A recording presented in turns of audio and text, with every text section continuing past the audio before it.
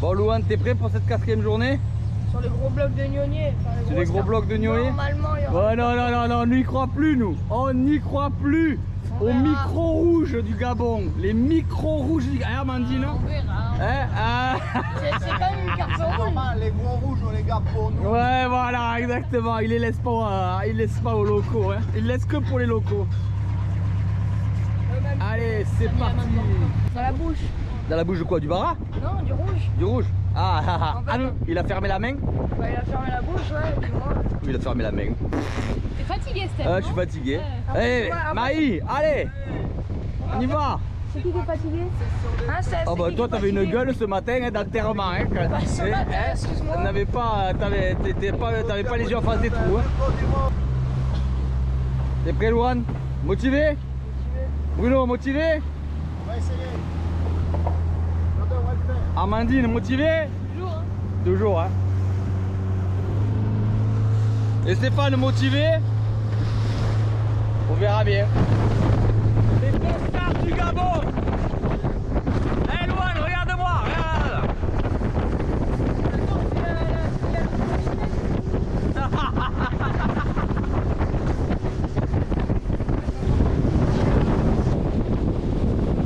Incroyable. Ouais, il s'appelle Pascal, il a qu'une seule défense. C'est Pascal. Lui, il est très gentil, il va pas bouger. Hein. Ah ouais? Ouais, c'est Pascal. Oh Louane, tu nous avais promis les éléphants hein? Eh ben voilà. Éléphant en milieu sauvage. Ah c'est énorme hein. Et Amandine? Complet. Ah c'est quand même un truc de fou hein. Il est au bord de la plage, tranquille, il fait sa vie, tranquille, peinard. Oh, mais il s'appelle Pascal. Allez, tu te balades tranquillement au bord de la plage au Gabon et tu tombes sur un éléphant. Voilà, il n'a pas le plus mauvais au Gabon. Voilà, il est même du très bon hein. Il s'appelle Pascal. Il s'appelle Pascal l'éléphant. Là, il y a du poids lourd. Incroyable hein Amandine? Éléphant. Éléphant en milieu sauvage. Et il va, jusqu'à au camp. Ah ouais, carrément. Ouais. D'accord. Il va vers les bungalows, voir les gens et tout. Ah ouais. Bon, il est heureux là au moins. Là, il est loin de chez lui. Après ce magnifique moment de nature sauvage que nos hôtes nous ont fait vivre, on attaque les descentes. Et je peux vous dire que nos hôtes ne vont pas ménager leurs efforts pour arriver à nous faire du poisson. Hein. Vraiment, on fera des kilomètres et des kilomètres et des zones et des zones. Ah, on entend ma montre qui sonne. On est à moins 20 mètres et on continue à descendre. Mais malgré tout, les efforts qu'ils font, ouf, les baras arrivent. On a du mal à trouver le poisson. Ce sont des jolis baras qui font une dizaine de kilos, suivis de carangues. En bas, il y a les agénès, mais le poisson n'est pas très gros et faible. Et pour l'instant, je préfère ne pas tirer et le laisser à Amandine. Et elle descend dans la foulée. Bien sûr, elle recroise les baras. Et je la vois s'approcher depuis la surface et faire un tir parfait. Elle l'a séché net. C'est pas un gros poisson, mais séché comme ça, c'est l'avantage. Elle ne fait pas fuir le poisson, on est tranquille. On va pouvoir continuer à pêcher. C'est toujours agréable de pouvoir faire un poisson comme ça rapidement. Parce que c'est vrai que pour l'instant, malheureusement, malgré tous les efforts que met Bruno, Louane et Maï pour nous faire du poisson, eh bien on ne le trouve pas. On a beaucoup de difficultés à trouver le poisson. C'est comme ça. Parfait. C'est parfait. Elle a fait un bara là.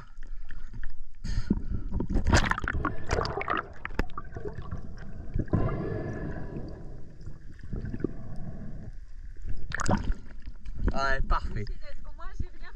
Voilà, t'es tranquille là.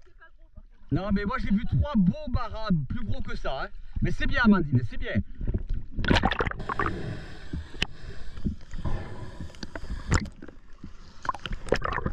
Ah celui-là on va le peser. Celui-là c'est bon. C'est bon Bruno. C'est bon.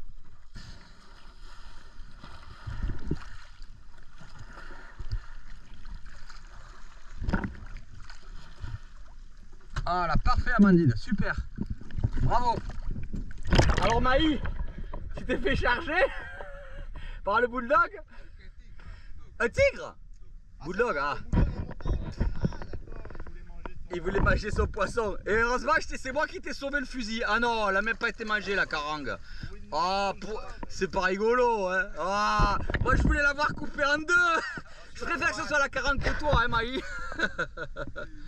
T'as eu chaud, hein, t'as eu peur, hein. Je t'ai vu paniquer quand même en surface, hein. Alors les petits, ça commence enfin, enfin. Beau poisson. On est pas mal là, Amandine. Ça va. Ça va. Excité? Bon, surtout toi avec le bulldog, hein. T'as eu les chocottes, hein. Quand on sait qu'il y a les requins, il faut se méfier. Et au Gabon, il y a beaucoup de requins bulldog. Et vous allez voir qu'on ne va pas réchapper à ce qu'ils viennent nous voir. Alors je suis en train de descendre. Et ensuite, je me repositionne vers une vingtaine de mètres à l'horizontale, entre les deux couches propres. Et là, il m'arrive dessus. Et là, je sais que de toute façon, je ne pourrai pas y réchapper. Il va monter me voir.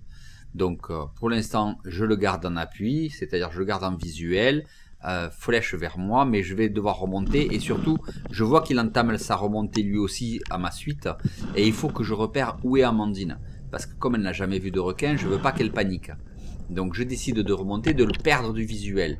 C'est ce qu'il ne faut jamais faire, hein. On doit normalement toujours garder en visuel le requin. Mais là, je cherche Amandine par tous les moyens pour l'avertir. Rentre au bateau, rentre au bateau, rentre au bateau. Rentre au bateau tranquillement. Un bulldog qui est venu. Allez, rentre au bateau. Alors j'essaye de la rassurer, hein. Et là, ça loupe pas. Hop, il m'est monté dans les palmes. Et vous avez vu, il n'est pas monté sur Amandine, il est monté sur moi. C'est-à-dire qu'il avait bien choisi son objectif qu'il avait vu au fond. Donc il est là, tranquille. Je le tiens à distance avec mon fusil. Je repère où est Amandine. Amandine va faire la même chose que moi. Elle va laisser son fusil. Viens, bateau, bateau! Entre elle et le requin. Moi, j'appelle le bateau. Ne panique pas, toujours ton fusil vers toi. Et surtout, pendant toute l'approche du bateau, le temps qu'il arrive, il faut rester en visuel, chercher parce qu'il peut remonter une deuxième fois. Et donc, il faut jamais perdre Bulldog, bulldog, bulldog! le fond de vue de façon à pouvoir anticiper une nouvelle attaque. Et bon, il est parti.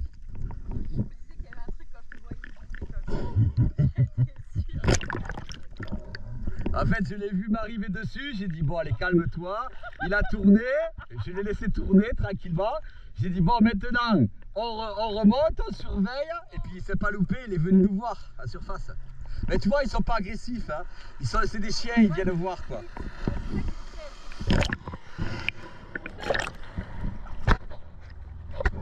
Petit bulldog qui est venu nous faire coucou. Le seul problème dans ces cas-là, c'est que les apnées suivantes sont plus compliquées. Là, on est sur des fonds de 28 mètres. C'est trop profond pour moi. Donc, je n'étais vraiment pas en forme sur cette session de pêche. C'était compliqué. Donc, je m'arrêtais à 23, 24 mètres. Et voilà, les carangues arrivent, les barracudas arrivent. Donc, on prend notre temps, mais rien qui m'excite. Donc... ben voilà, et puis surtout qu'avec la présence des requins, j'avoue que je suis pas tranquille. Oh, je vois le fond, je voyais la patate, j'ai pas vu les rouges. Il n'y avait que les petites carangues et les barracudas, mais ils sont petits. Il va bien falloir à un moment donné que je me décide à tirer, hein. Ça va être compliqué. Hein.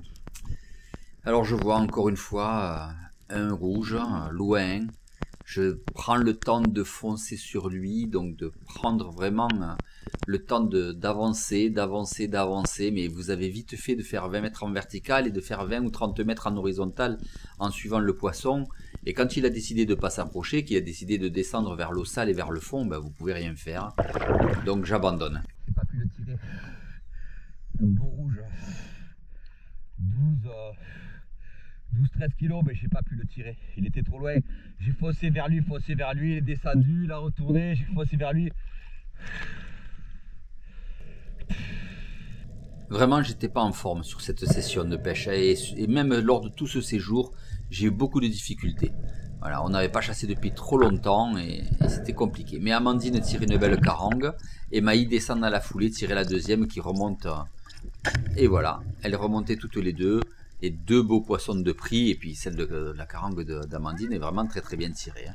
Elle a pris mal, hein, je vous le dis. C'est bien. Encore deux beaux poissons, magnifiques.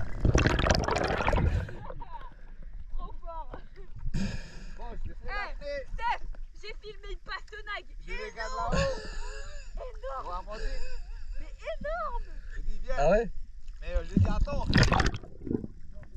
J'ai dit il y a 2,40 qui tournent. Elle a tapé la 40. Il y avait la deuxième au touche. Allez, boum. Terminé.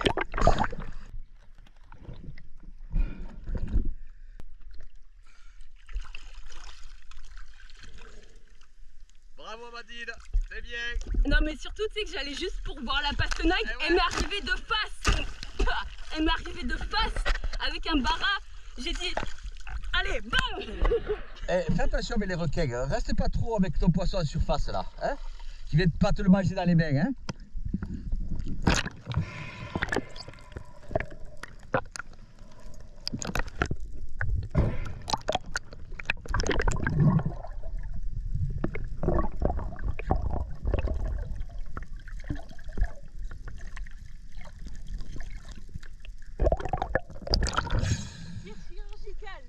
C'est parfait. Ouais, remonte tes deux poissons et monte à bord.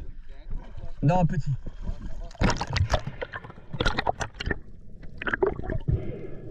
Parce que Maï t'a dit de descendre à un moment donné, non? Oui, Maï m'a dit descends, j'ai vu une grosse carangue qui me tournait autour. Donc je descends, je vois une énorme pastenague qui était un peu loin, donc et je vois derrière moi qu'il y a des carangues mais elles sont pas tirables. Pas tirable, ouais, trop petite. Hein. Je vais pour faire des images vers la pastenague.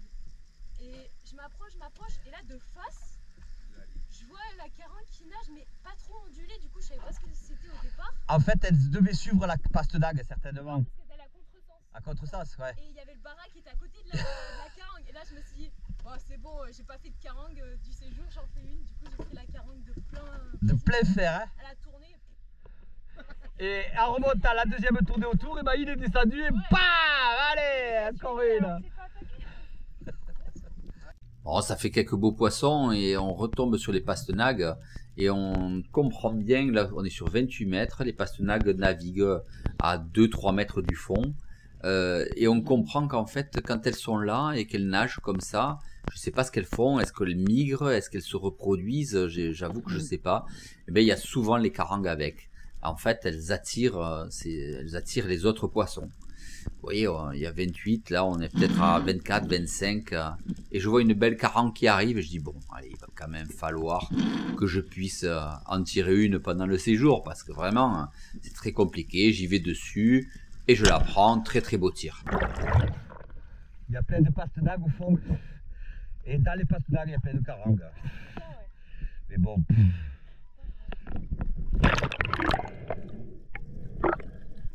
Après, c'est pas des grosses, hein. C'est juste histoire de défaire le fil du fusil, de dire que je serai pas capot, c'est tout.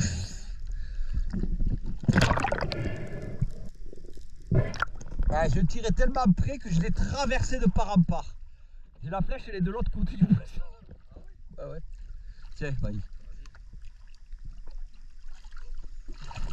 Au milieu des pastenagues, il y a plein de grosses pastenagues et au milieu il y a les carangues. Les carangues les suivent en fait, tu sais, elles font la migration avec elles. Mais personnellement, je cherche surtout les rouges, vous le savez. Donc on se rapproche sur des zones moins profondes. Là, on est entre 18 et 20 mètres. Donc c'est beaucoup plus facile. Et je cherche les rouges. Mais vous voyez là, un joli petit ouf, il fait 4 kilos. Mais même pas, il doit faire 3 kilos maximum. Mais bon, voilà, je me dis peut-être ça, mais non, j'arrive pas à me décider, je le laisse tranquille, je le regarde repasser en dessous de moi, je me décide pas à pouvoir les tirer. Et en avançant un peu au-delà de la faille, en me laissant porter par le courant, je suis attiré en hauteur parce qu'ils appellent les pleineaux, c'est les carpes rouges agenès, ils appellent au Gabon ça les pleineaux. Et j'y fonce dessus et je l'attire. C'est pas un gros poisson, mais il fait plaisir. Et il va directement se mettre dans la faille. Je le retiens, mais il va s'accrocher. Mais c'est pas grave, on va aller le défaire. Yep. Elle m'a dit, tu peux m'amener le bouet? Ouais, non, mais c'est bon. Non, laisse tomber, il va me tenir le fusil. Tiens, je vais me débrouiller, t'inquiète, c'est bon. Tu me tiens bien le fusil tendu, tu palmes pour pas qu'il s'incline le fil. D'accord, je vais le décrocher.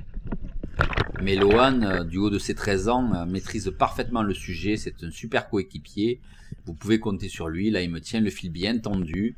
Et je me rends compte que la carpe rouge est allée se mettre dans le seul fil qui pend au milieu de cette rague. Un truc de fou. Donc, je suis obligé de sortir mon couteau au fond. Moi, je suis sur une vingtaine de mètres quand même. Et de couper les deux fils. Et de sortir la carpe rouge de la patate. Et de pouvoir la remonter tranquillement. Et Lohan va me remonter mon poisson tranquillement. Un poisson qui doit faire 4 kg, 4 kg et demi maximum. Rien d'exceptionnel, mais au vu de la journée, ça fait toujours plaisir. Et je remercie Lohan de me la faire passer. Un beau poisson. Merci Lohan, merci beaucoup.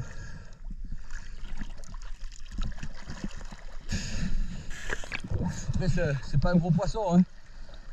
Et bon, c'est un rouge, il sera bon à manger. Hein, vu ce qu'on a vu aujourd'hui, je peux te dire que quand je l'ai vu, je l'ai pas laissé. Merci Lohan. Hein. Le problème sur des journées comme ça, c'est qu'il faudrait arriver à rester en permanence concentré jusqu'à la fin. Et que souvent, on a du mal à rester concentré. Et là, vous allez le voir, on va se poser avec Amandine, tous les deux tranquillement au fond. Et on va commencer notre agachon. Mais voilà, vu ce que l'on a vu, on n'est pas motivé. Là, il y a de nouveau une petite carpe rouge qui se balade. On a beau la suivre, la regarder, mais on n'arrive pas à se motiver, à rester au fond. Donc, on fait une petite apnée. Et pourtant, on n'est pas profond, on est sur 15 mètres là. Et voilà, c'est difficile. J'essaye de remonter un peu, je regarde à droite, à gauche. Et là, eh bien oui, un beau rouge arrivé. Amandine l'a vu aussi. Et voilà, on n'est pas resté concentré. Au lieu de rester bien plaqué au fond où il serait arrivé et où on aurait pu le transformer à tous les deux, et bien voilà, on l'a manqué. On s'est relevé un peu trop tôt de l'agachon. Il nous arrivait dessus comme un idiot. Il nous arrivait dessus comme un fada. Et on s'est relevé parce qu'il n'en voyait rien. Et on l'a payé cash là. Ah là là là, lui il était gros. Là lui, oh putain. Et là, on l'a payé cash, hein. Il est trop loin, on le verra pas. Il rentrait en fait. Bon, c'est comme ça. On en refait une. Ah, on va continuer. De toute façon, là, il pêche en dérive, hein. Donc, il faut regarder le bruit le bateau, il faut continuer. Pendant que je continue à me ventiler, un crabe nageur plein d'œufs est venu se blottir contre moi. Je pense qu'ils doivent avoir beaucoup de prédateurs dans ces eaux. Et il était content de trouver un petit récif pour se poser 2 secondes sans risque de se faire bouffer. Quoique, peut-être que j'aurais pu le manger. Mais non, on va le laisser tranquille, on va les laisser repartir. Et vous allez voir, il part en nageant tranquillement. Mais je pense qu'il doit y avoir un paquet de poissons qui veulent le manger. Bon alors Amandine, c'est difficile hein. Ouais, surtout quand les oreilles passent pas, c'est compliqué. Ouais. Et on a fait beaucoup d'apnées. Le peu de poissons qu'on a vu, on était embêtés avec les requins. C'était compliqué hein. Ouais. Allez. Aïe aïe aïe aïe aïe. Mais qu'est-ce que tu me fais là, Bruno? Aïe. What? Allez, bye bye les petits. Demain, encore une autre pêche.